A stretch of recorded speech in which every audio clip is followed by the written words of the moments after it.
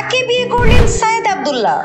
ওই 15 লক্ষ টাকার ছাগল, আমি তো ওই ছাগলকে বলি god greatest of all time. ছাগল কাণ্ডে আলোচিত সায়েদ আব্দুল্লাহ আবারও আলোচনায় এলেন নতুন সুখবর নিয়ে।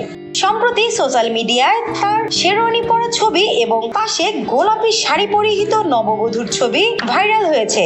অনেকের মনেই প্রশ্ন জেগেছে, তবে কি তিনি বিয়ে করেছেন? সেই প্রশ্নের উত্তর দিলেন সায়েদ আব্দুল্লাহ নিজেই।